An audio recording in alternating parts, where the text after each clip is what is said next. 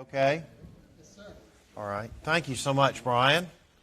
It's such a pleasure to be here with you this morning. I think the title of my talk was My Journey. I'm actually going to talk a little bit more about the journey of the organization I founded in 2004 called Henry, which stands for the High Impact Network of Responsible Innovators, which is a venture philanthropy. And I think to summarize Henry, a person or a kind of a story that's very indicative of that is Etta Mae Budd. Has anybody ever heard of Etta Mae Budd in the audience? She was a young woman just over 100 years ago whose father was a professor of horticulture at Simpson College in Iowa. And we were at a very different place as a country racially then than we are today. And there was an African American young man named George who was eating in the kitchen. They were not, we were very segregated, and because of his race, he was eating in the kitchen. And she invited him to join her for lunch, which was a little bit scandalous for that time and place, unfortunately. And he was drawing, and she said, "Do you want to be an artist?" And he said, "No." He was drawing plants. He said, "No, I'd like to study agriculture."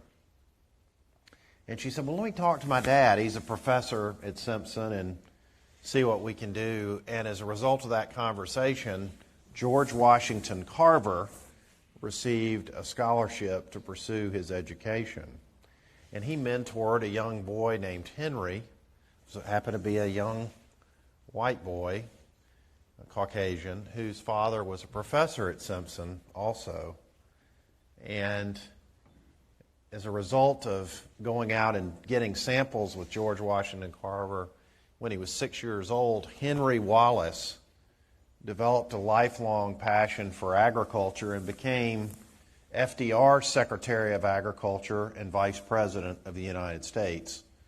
And because of that passion for agriculture, he met someone named Herman Borlaug, and he went to the Rockefeller Foundation and got them to fund Herman Borlaug's research on rust-resistant and weather-resistant corn and wheat that resulted by 1970 in over 1 billion people getting the food they needed rather than starving to death. So Norman Borlaug won the 1970 Nobel Peace Prize, the Congressional Gold Medal, and the Presidential Medal of Freedom, one of only 6 people to do it at that time. But the point of the story is that Norman Borlaug would have never gotten his research funded if Henry Wallace had not had a passion for agriculture, which would not have happened if he'd not been mentored by George Washington Carver, who would not have received his education if one day at lunch a teenager had not taken a personal interest in him across racial, socioeconomic, demographic, geographic lines and helped him realize his dream. That's what we do at Henry. Very simply, we connect people to accelerate innovative initiatives, programs, projects, activities. We've done that for free for the last 15 years. You'll notice the acronym HINRI, the root is INRI. That's the sign that was nailed to the cross. Jesus Christ, King of the Jews. So we are a Christ-centered venture philanthropy. I created Henry in 2004. It really was to combine the experiences I had had as a Silicon Valley angel investor with my work in Africa, where I volunteered at a hospital where 86% of the patients had AIDS in Zambia. And I wanted to combine the drive, innovation, entrepreneurship of Silicon Valley with the compassion, love, and community that I encountered in Africa. And we were talking last night. I had dinner with John and Brian, and they asked me a little bit about Henry and why I founded it and what some of the most impactful things were. And as I thought about that conversation later last evening, I remember an article that I read in 1992 from Time magazine, and they talked to over 100 people that were 90 years old or older and said, if you had your life to live over again, what would you do differently? And they said really three things was kind of the consensus. We would risk more, we would reflect more, and we would leave more that would be here behind us when we're gone. So risk, reflection, and legacy. And when I was a teenager, I decided when I was 14 I wanted to go to the Wharton Business School, and that was part of my application. And I thought a lot about my life and what I wanted to do with my life. And I thought, I'd love to be able to give away, I don't know why, but $50 million a year, because that would be the equivalent of $1 billion foundation. And I'll talk a little bit about how and it's not about the numbers. It's about loving and serving the people that God puts on your left and your right. But I'll talk a little bit about how social enterprise and some of our partnerships, and R.J. Goslin here, who's, I'm sure you know, has been working with us on that. I know he'd be delighted to talk to you about some of the projects we're doing to realize that goal, which I'll talk about a little bit at the end of my comments. One of the most influential people in Silicon Valley who was very instrumental in helping us create the business model for Henry is Don Ballantyne, who's at a venture firm called Sequoia. I don't know if you are familiar with Sequoia, but you may have seen the movie Jobs with Ashton Kutcher. That's Sequoia, the venture firm that invested in Apple. So Sequoia has created well over $1 trillion of market cap in the companies they've invested in, Apple being among them. And Don Ballantyne was asked, he's sort of the godfather of Sequoia, and he was asked the question, what is your investment criteria? What's your most important investment criteria in determining the entrepreneurs and the companies you work with? And he said, there's only one. It must be big. That's it. If search is going to, or personal computing, or mobile phone apps, etc., they pick a category that they think is going to change the world, and then they work with the leading minds in that category. So for us, we always are asking the question, is this going to have a massive impact? And we're focused on healthcare, so is this going to change the world and health innovation? So that's our first criteria in evaluating projects. We do all of our work for free, so it's not hard to find people to work with, but we want to be very disciplined in the projects that we take on. And second, the CEO of Gallup, we were doing a project with Jim Clifton, and he was asked the question, how many innovators drive the U.S. economy, which is an interesting thing to think about. I would argue the largest economy in the history of the world, and the answer he came back with was 3,000 innovators drive the U.S. economy. I can't comment as well on Jacksonville, but let me use Atlanta as an example. If you were to take the city of Atlanta and remove 4 people, Robert Woodruff, the founder of Coca-Cola, Dr. Martin Luther King Jr., Ted Turner, and Bernie Marcus, if I were to go back in time and move each of those people to Jacksonville, Florida, when they were 20 years old, I can tell you Atlanta would be a very different community. Robert Woodruff alone with Coca-Cola is why we have the CDC. It's why we have the airport. It's why we have Grady Hospital, Emory University's prominence. He gave the largest gift that's ever been given to a university at that time, $100 million in 1973, that's worth over $2.5 billion. The civil rights movement, he mobilized the business community so it was peaceful in Atlanta. That's one innovator. So if one innovator can make that kind of a difference, what are we doing to identify, recruit, attract, partner with, and enable the next generation of innovators? So we want to solve big problems with leading innovators.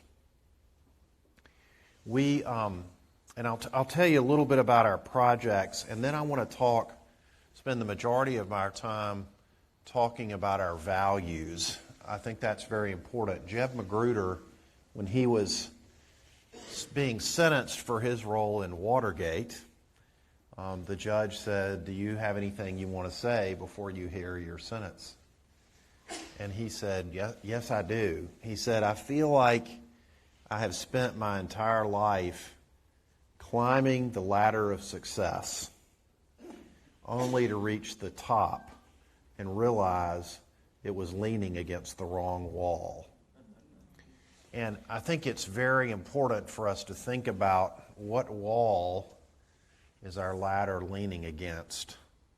For us, as followers of Christ, I hope that is guided and directed by the Holy Spirit, praying about your calling and the God-given gifts and abilities. But I think thinking very deliberately about your values and why you do things is extremely important.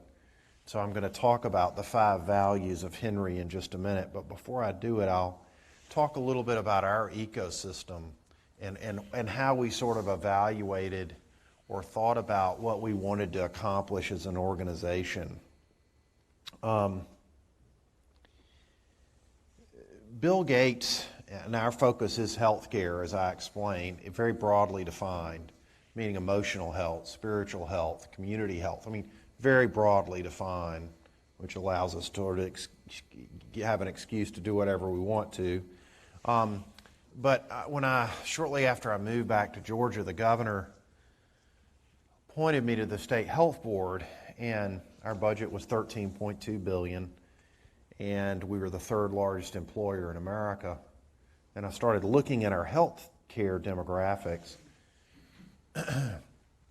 25% of our state health benefit plan, the 660,000 people we were in charge of, had diabetes, 42% were obese, 62% had one or more chronic diseases. We were number 2 in childhood mortality, number 1 in cancer deaths, 2nd in childhood obesity. 88 of our 159 counties had 3rd world healthcare demographics. We led the nation in the percentage of our population with TB and AIDS, and I could certainly continue. I know you're all excited about moving to Atlanta or Georgia after hearing that. And we started, but I moved back to Atlanta from Silicon Valley because I believe Georgia and Atlanta specifically was uniquely positioned to be the global leader in health innovation. We had tremendous problems, but we also were uniquely positioned to be a leader in innovation.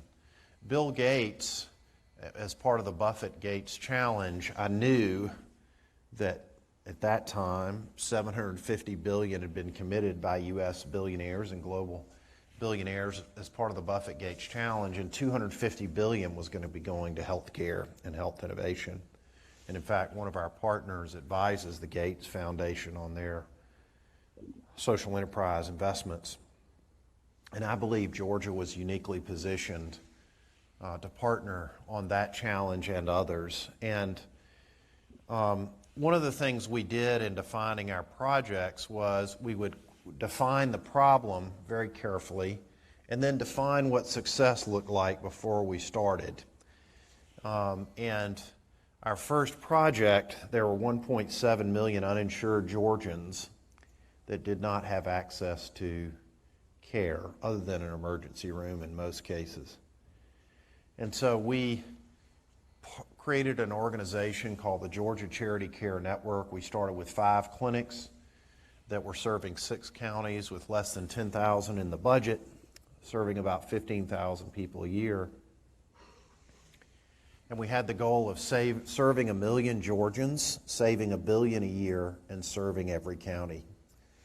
And we're about halfway there. But as we learned through that first project, much of our work involved changing laws So in Georgia, it was, boy, it's raining outside. It was illegal then to provide charitable care without medical malpractice insurance. So you had all these doctors across our state who practiced medicine for 40 years or whatever, entire career.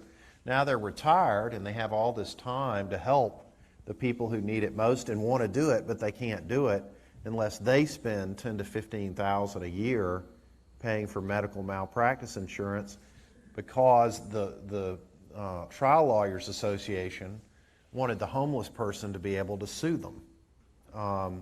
And so we went to the legislature and said, look, our balance sheet is $13.2 billion a year. I don't think you're going to find a doctor with that kind of net worth. Why don't you sue us instead of them? They got very excited about that, and that allowed us to change the law.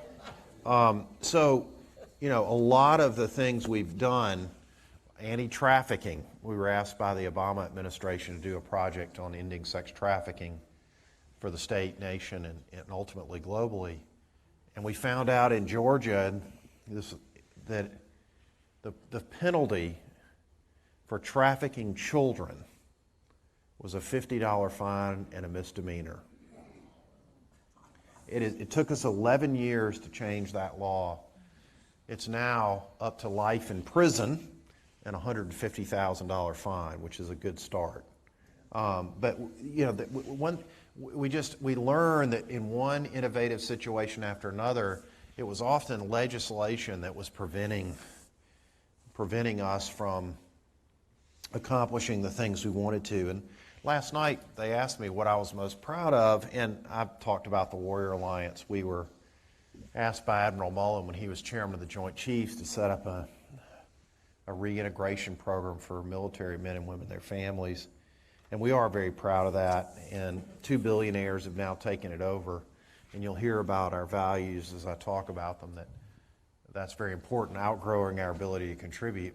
But as I thought about it last night, we're working with the Trump administration right now on health innovation. And I'm now on my third governor in Georgia, trying to implement a plan that we have outlined, a way to save the state well over $1 billion a year, to create a more transparent, where all the patients in our state, which is everybody eventually, unless they die suddenly in their sleep or a car accident, has quality and cost metrics available to them so they can make an informed decision. All of us know more about the quality and cost of the clothes that we're wearing than if we were going to have an open heart surgery or, you know, an organ transplant or spinal cord surgery, which is really sad. So there are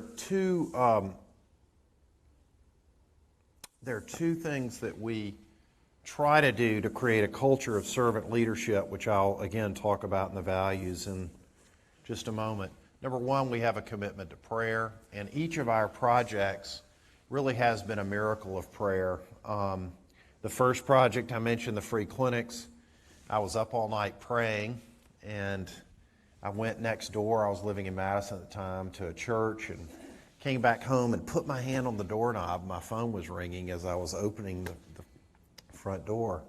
And it was a person named Jeb Stewart who'd just given Georgia Tech $30 million. And he had attended a function I had with Newt Gingrich and the CEO of Piedmont Hospital at Lake Oconee.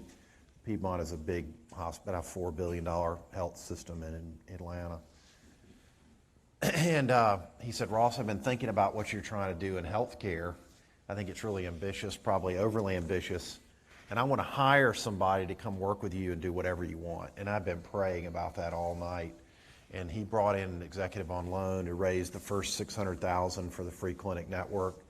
And so we were able to grow from 5 clinics serving 6 counties to 105 clinics serving 130 counties that serves 325,000 people a year and saves our state $420 million each year. So prayer has been a huge driver. every project we've ever done has been driven by prayer. With the meeting with the Obama administration, one of our board members was praying for me when Romney and Obama were running against each other. It was probably October of 2012, I guess that was. And she said, God, thank you that Ross is going to get a call from the White House and be asked to work on an international project with the new administration, and that you want him to begin to pray about that. And I was not involved in the election, but 6 months after the election, I got a call from the White House and went up and met with 4 or 5 cabinet secretaries to implement our model on ending sex trafficking. So, and I can go through every project we've ever done, and every one of them has been a miracle of answered prayer. So number 1 for us is prayer, and number 2 is asking people, how can I help you? So I've had weeks where I have 35 to 50 meetings a week where I'm bringing innovators into Georgia. We do projects around the world, but the way we do our projects is we look at a problem we want to solve, and we either partner with an innovator in that ecosystem, in that environment that's solving the problem, we recruit an innovator to that market, we start a nonprofit, or we create a coalition or a combination of those. But and the way I was very frustrated when I moved back to Georgia. I am from Georgia, moved back to Georgia from Silicon Valley, but I felt like Gandhi said, don't curse the darkness, light a candle. We wanted to be a light in our community, and I was very frustrated that people would smile and be very friendly, but they never took anything. They would not partner or engage. In Silicon Valley, people very quickly let you know where they stand, they engage, and they move, or they don't, and you know where you stand. And instead of getting frustrated about that, I wanted to be part of changing the ecosystem as an entrepreneur, because in addition to Henry, I was very focused on bringing leading venture capitalists and angel investors into Atlanta. We have a very anemic venture market. We have a lot of innovation, but a very poor early stage investment. And so after every meeting, I would say to people, with one exception, how can I help you? And if I think the person is a narcissistic jackass, then I will introduce them to another narcissistic jackass. So I'm still helping, and I don't tell them I think they're a jerk, but I don't want to send a taker to somebody that's a giver. So let me talk about the 5 values of Henry, and I've dropped my phone. Jason, help me grab my phone. I just want to see how I'm doing on time. So we have 5 values, and I would encourage you, a lot of you are running ministries and businesses, to think about your value, what your values are, and that'll really drive who you partner with, the kind of projects you take on, the decisions you make, etc. So our first value is a commitment to innovation. We believe if you're not living on the edge, you're taking up too much room. So we want to partner with people and organizations that are focused not on just warming a seat and collecting a paycheck, but changing the world. Bill Gates said the 2 biggest problems in healthcare are a lack of innovation, which is really the first world, and a lack of access to the solutions that innovation creates, which is the third world. And so we want to be involved in projects that are focused on innovation and providing access. We also want to work with people. Bill Gates and Warren Buffett have agreed, and both said publicly, they've become very good friends, as I'm sure you're aware, that the 2 biggest factors of success and the most successful people they've observed in their lifetime have 2 things in common: focus and curiosity. And we love people that are very focused and that are very curious and engaged. And in thinking about our projects, a lot of our work, like with getting people out of wheelchairs or curing chronic disease, we're working with a lot of brilliant scientists, but it's very hard to bridge the gap between innovation and access often because people get so excited about the science. And there's a real breakdown between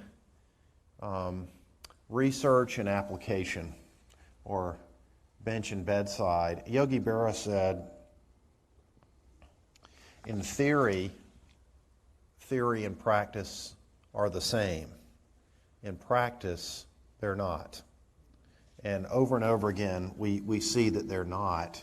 And I spent a lot of time in Russia. I had a real estate business for 12 years, and I often, as I work with innovators in health, think about Russians have these brilliant proverbs and stories that they like to tell, and one of them is about a train where the Russian people are on a train, and the train breaks down and Stalin is in charge, and he says, shoot the people that are driving the train and we'll get it moving again, and they do, and put everybody else who has anything to do with this in the gulag.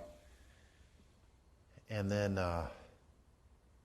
Khrushchev comes to power and he says, free the people from the gulag and we'll get the train moving again. And then Brezhnev comes to power and when the train stops the third time, and he says, pull down the shades and pretend we're moving. And that is very often what we're doing in healthcare. And I've certainly experienced that with spinal cord injury.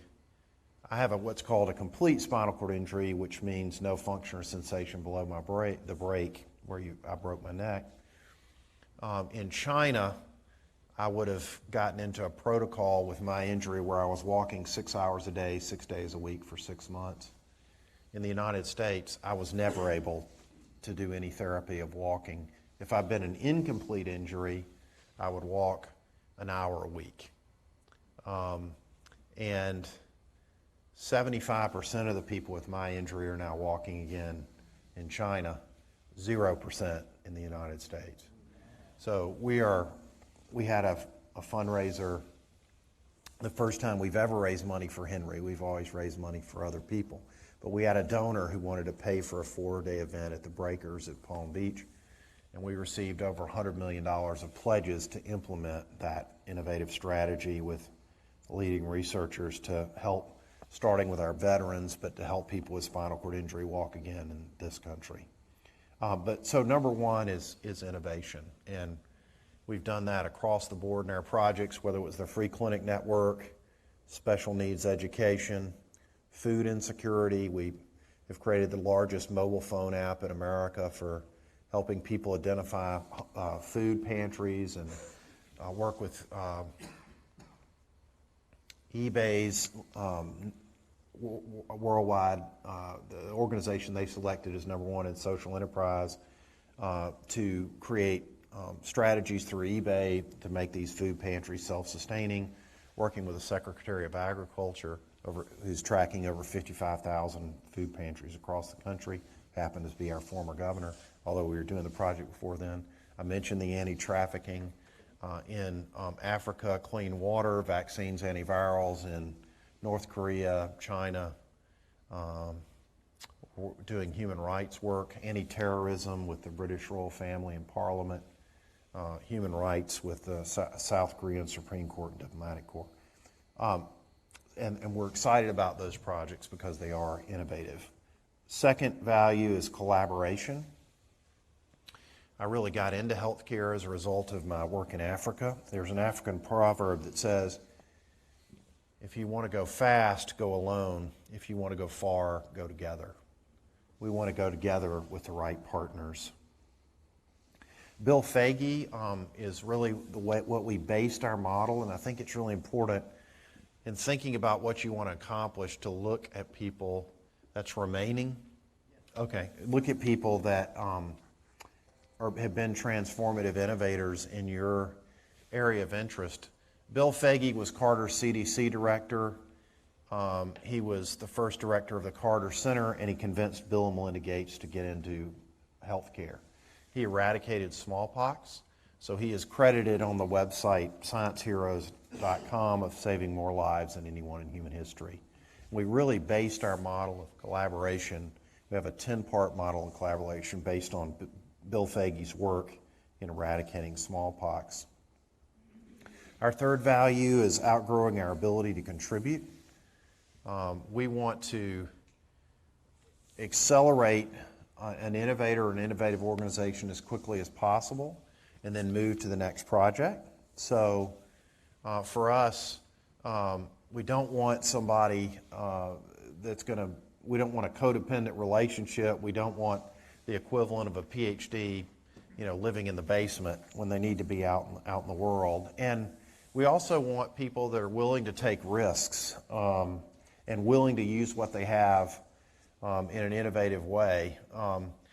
I've had over 40 caregivers, and I was able to swim 420 miles from August of 2017 to August of 2018. I was trying to swim 500 miles for our spinal cord fundraiser. And the person doing it with me was from Colombia, the first person that ever really exercised with me. And the first time, we'd get up at 3 o'clock in the morning and we'd start the swim at 5. And about 7 weeks in, we've been doing this 6 days a week. And I've only got about 30 seconds before I have a problem. So if the lifeguard's not going to get there in time, and so I'm completely dependent on my caregiver. And she had told me the first day, please don't go past that yellow line on the lane marker, which was, I didn't realize it was a demarcation between the shallow and the deep end. And so 7 weeks in, we're getting in the pool like we've been doing every day, 6 days a week. And she said, Ross, I need to talk to you. And I said, okay, Alex. Well, she kind of looked down at her feet and she said, I think we need to talk. I said, okay. Well, what do you want to talk about? She said, well, I just need to tell you something. I said, okay, Alex, what is it? She said, I can't swim. But she was there every day and got me into that pool, drove me, etc., but she couldn't swim. And it was an incredible statement to me about doing what you're capable of doing, and in that case, beyond it. Our fourth value is servant leadership, or giving others the credit. We believe there's no limit to what God can accomplish if you don't mind who gets the credit. And a culture of servant leadership is critically important. Oscar Wilde once said that there are two kinds of people in the world. There are those that bring joy wherever they go, and those that bring joy whenever they go. And we do a lot of thinking about whether we're a wherever or a whenever. And I think it's very important to work with wherevers and not whenevers. And finally, our fifth value is compassion, love, and service, not brand, money, and ego. So why you're doing what you're doing is very important. What really motivated me to do Henry, there were a couple of things. One of them was meeting Corrie ten Boom when I was 7 years old, who miraculously survived Ravensbrück concentration camp. Her family had prayed for 100 years that God would use them to serve the Jews, his chosen people. And she wrote a book, and there was a movie, The Hiding Place. Another was meeting Dima Shakarian, and we talked about. But a third was a situation I had in college where I got a knock on my door. I was student body president, and a friend from high school had driven from Augusta to Atlanta. No, I didn't know. Just stuck his head in my door. I didn't know he was going to show up, and said, let's go. And I said, where are we going? He said, we're going to Pan for Gold. And I said, what? He goes, yeah, I just passed my medical boards. I want to get out of here. Let's go to Dahlonega in North Georgia and Pan for Gold. So we loaded up, and sure enough, he had picks and shovels and everything in the back of his station wagon. And as we tore off, and we went into Crystal and looked at the gold deposit maps, he saw a hitchhiker, and he locked down his car to pick up a hitchhiker. And I was not excited about picking up a hitchhiker with him, because the last time he did that, he was at a huddle house headed up north at 3:30 in the morning, and he came out after getting a cup of coffee to wake himself up, and there were two women in his car who turned out to be men who forced him to take him to Connecticut at gunpoint. So I was not really excited about picking up a hitchhiker with him, but we picked up this hitchhiker. Her name was Lynn Jordan, and she'd just gotten fired from the huddle house. And I've never felt so compelled to share the gospel with anyone in my life. And I said, she lit up some kind of drugs. I don't know what it was. And I was hanging out the side. It was some kind of meth-laced marijuana or something, I guess. And I was just hanging out the side of the car. And I just said, Lynn, I want you to know that Jesus loves you, that he came as God's son and died on the cross so that you could spend eternity with God the Father and with him and through the Holy Spirit if you accept that payment for your sins. And we went and bought her a 5-piece fish dinner and dropped her off at the China Star Motel and went up to North Georgia and panned for gold. We came back and popped on the TV. And I had only had three channels, the old rabbit-eared, cellophane, tinfoil thing. We're on our $20 Salvation Army couch, shag carpet. And we popped on the TV. The first thing on was the news. And it was a reporter with a microphone.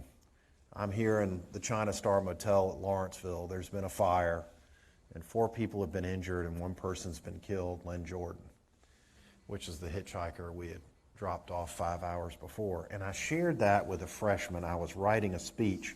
The student body president every year gives a speech to the incoming freshman at Georgia Tech as part of the orientation. And I was writing the speech when he knocked on the door and praying about what I would share with the freshmen. And so I said to them, when I was in your seat as a freshman, they told me, look to your left, look to your right. 2 of you won't be here in 5 years. I said, I want to say something different to you. And I told them that story. I said, I want you to look to your left and look to your right. It's not going to matter if you graduate from Georgia Tech with a 4.0 or not at all. It's not going to matter if you're captain of the football team or president of your fraternity or sorority or student body president. What's going to matter is the impact you make on the person that God puts to your left and God puts to your right. They're an eternal child of God. And the impact you have in their life for eternity is all that's going to matter while you're a student at Georgia Tech. In conclusion, I want to just talk a minute about social enterprise. For almost 15 years, we did all of our work for free, and we tried to empower other organizations and innovators as a third party for free and play the role that an angel investor would. And what an angel investor does is it helps an innovator, an entrepreneur, put together their board, raise money, establish strategic partnerships, do their go-to-market, write their business plan. It accelerates the business so that it's ready for venture capital investment. So we accelerate nonprofit and innovators so they're ready to receive grants or gifts from large foundations or family offices or individuals, high net worth individuals. But what we've really gotten excited about is social enterprise, is buying and partnering with businesses that give a percentage of their revenue to charity. And one of them we're working on with RJ that I'm particularly excited about, and I hope you'll follow up with him, is called Datamodio. And it's a reseller of financial services. So they work with First Data, they work with Comdata, they work with Vantiv, they work with some of the largest companies in the world, most of which have over $100 billion in annual revenue. And we are able to provide their products and services more cheaply than they do. Have any of you heard of Newman's Own? Paul Newman? Okay. So if I were a movie chain, I'm going to serve popcorn. If I decide to serve Newman's Own, I'm making a decision as AMC or Regal, I'm going to buy the best popcorn at the best price. And that's my decision as a business owner. Well, Paul Newman's organization then gives all their profits to charity. Datamodio is very similar. And so it's able to save 20 to 40 basis points for companies. We just did a $12 billion in revenue travel agency in Atlanta, for his instance, and saved them over $500 million a year. And we're able to donate $20 million a year from that to charity every year. We are able to save 25 to 60% for prescription drugs and 1% cash back on any purchases. Our first customer that we introduced, we're able to give $10 million a year to charity through Henry. We've made almost 500 introductions, but that is going to give us the opportunity to meet that objective I told you of giving away $50 million a year. I think we're actually going to have the opportunity to be the largest donor in the state of Georgia, which would be north of $250 million a year. But I would encourage you to look at or learn about social enterprise. Rather than asking for money each year, partner with businesses. And this is really where millennials are going. The United Way business model is dead. I mean, going to a Coca-Cola or Procter & Gamble and saying, we're going to tax your employees a percentage of your income and give it to charity, and it's going to be a big bureaucratic charity that doesn't do much but employs a bunch of people. Millennials are not going to put up with that. They want to have an impact, but they want to do it in a socially responsible way. This, you're saving businesses tens of millions, hundreds of millions, hundreds of thousands. We've done small businesses, large businesses. So we're saving them money. They're making the best business decision for themselves, and we're able to create a charitable annuity. And what we do through Henry, instead of raising money for the charity, we say, if you want to go to your board or your network and you make an introduction for Datamodio, we'll donate 10% of Datamodio's revenue to you into perpetuity if the client or the business chooses another nonprofit. So the CEO says, my mother died of breast cancer. I want it to go to cancer research. Fine, 10% goes to cancer research. We'll still give you 5%. And we're able to create these charitable annuities that are very powerful. So if that's of interest to you, talk to RJ or you can talk to me. But thanks for having me here today. God bless you.